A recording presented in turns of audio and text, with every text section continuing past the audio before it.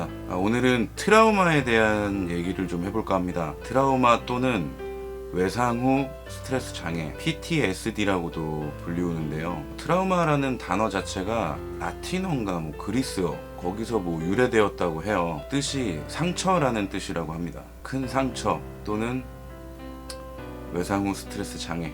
이 트라우마라는 것 자체가 마음에 깊이 새겨진 상처라고 저는 생각을 해요. 육체적인 상처는 연고를 바르거나 병원으로 가서 의사에게 진단을 받던지 그래서 치료를 받으면 어느 정도 좀 나아지지만 이렇게 눈에 보이지 않는 내면의 상처는 정말 좀 치유되기가 좀 힘든 것 같아요. 사실 저도 트라우마를 몇 가지 좀 갖고 있어요. 제 영상을 많이 봐주신 분들은 아시겠지만은 저는 좀 편모 가정에서 자랐기 때문에 굉장히 좀 어머님들이나 그런 분들하고는 거리낌 없이 잘 지내고 어머님들한테 굉장히 이쁨도 많이 받고 하는데요. 근데 이상하게 그 아저씨들이라 그러죠. 저도 아저씨가 됐지만 그런 아저씨들한테 좀 다가가고 하는 게 굉장히 좀 힘들더라고요. 아무래도 좀 아버지 없이 지낸 기간이 굉장히 오래되다 보니까 사실은 저는 어떻게 보면 그리움보다는 좀 증오가 더 많았었거든요. 그래서 그런지 이제 만나는 연세가 좀 있으신 어르신들하고 굉장히 잘 융화가 좀 안 되는 것 같습니다. 과거형으로 좀 얘기를 해야 될 것 같네요. 안 됐었던 것 같아요. 이 트라우마라는 게 그냥 제가 겪었던 그냥 그런 경험식으로 얘기를 좀 드리자면 저는 사실 정신과 전문의가 아니라서 증상의 종류 이런 것들이 얼마나 많은지는 사실 잘 모르겠어요. 근데 저는 좀 그런 게 있었던 것 같아요. 아무래도 그런 아버지에 대한 트라우마 때문인지 굉장히 그 어르신들한테 굉장히 좀 예민해지는 그런 성향을 좀 갖고 있었습니다. 이게 왜 그런지 이유를 좀 찾고자 한다면 아마도 저 같은 경우에서는 그런 아버지에 대한 그런 충격이 좀 컸었던 것 같아요. 그래서 굉장히 그런 그 남성분 좀 연세가 저보다 위이신 남성분들하고는 굉장히 잘 융화가 안 됐었던 것 같습니다. 이게 좀 제가 아시는 분, 그냥 지인분의 아버지를 뵐 때도 그렇게 좋은 감정이 사실 들질 않더라고요. 그래서 좀 굉장히 좀 공격적이 되고 그리고 아무래도 제가 사업을 하다 보니까 좋으나 싫으나 만날 수밖에 없게 되는데 겉으로는 굉장히 좀 웃고 있지만 웃고 좀 신경 쓰는 것 같이 행동을 하지만은 사실 속으로는 정말 진심으로 그 사람을 대하지를 못하겠더라고요. 그리고 요것도 사실 트라우마인지 뭔지 모르겠는데 남자 목욕탕을 못 가는 거? 약간 그런 것도 약간 이게 아버지의 영향인가? 하여튼 그런 것도 좀 있었어요. 근데 이런 증상을 제가 굉장히 오래 겪다가 지금은 사실은 많이 극복을 했는데 어떻게 극복을 했는지를 좀 얘기를 해드리고 싶어서 제가 아시는 분들 중에서도 트라우마 하나씩 갖고 계시는 분들은 많으시더라고요. 예를 들어서 어떤 사고에 의해서 트라우마가 생기신 분도 계실 거고 그리고 또 물놀이를 못 하시는 분들도 계시죠. 굉장히 그런 종류는 굉장히 많은 것 같습니다. 어떤 그 사례를 제가 좀 봤는데 어떤 사례는 만화를 보다가 생기는 사례도 있더라고요. 저는 어떻게 극복을 했냐면요. 결국에는 어떤 용기도 좀 필요한 것 같습니다.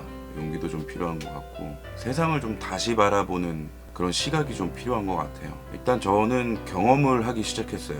그 경험이 뭐냐면 저는 약간의 그런 트라우마 때문에 선입견을 갖고 있었잖아요. 좀 남성 어르신 분들한테 굉장히 좀 공격적인 성향을 갖고 있었고 비즈니스적으로 만나더라도 앞에서는 웃지만은 굉장히 속으로는 안 좋은 생각들을 많이 하는 경우도 굉장히 많았었는데 일단 저는 첫 번째는 트라우마 자체라는 게 어떻게 보면 공포, 불안감 이런 거잖아요. 저 같은 경우에서는 공유를 하기 시작했습니다. 공유. 왜 그런 생각을 하게 됐냐면 미국 드라마나 이런 데를 보면 사실 알코올 중독자 모임, 마약 중독자의 모임 이런 걸 하면서 사실 그 사람들은 상처를 다 갖고 있지만은 그거를 결국 남들과 같이 공유를 하면서 치유를 해나가는 거를 제가 보고 저도 더 이상 좀 감출 게 아닌 것 같다. 이게 좀 저는 제 자신에게 이건 흠이 아니다라고 설득을 하기 시작했어요. 사실 세상 살다 보면은 정말 거지 같고 개 같은 일들이 너무 많은데 그러면서 굉장히 제 자신을 설득을 해서 그거를 이제 지인들하고 같이 이런 뭐 아픔이나 이런 게 있다는 거를 공유하기 시작했던 것 같습니다. 그래서 결국에는 많은 사람들에게 뭐 그런 얘기들을 뭐 물론 뭐 비즈니스 관계에서 만났는데 물어보지도 않았는데 얘기하지는 않고 아버지에 대한 얘기가 나올 때나 이럴 때는 제가 항상 얘기를 했던 것 같아요. 그러니까 결국에는 경험을 많이 하다 보면은 좀 익숙해지잖아요. 모든 일이든. 그래서 좀 익숙해진 것 같아요.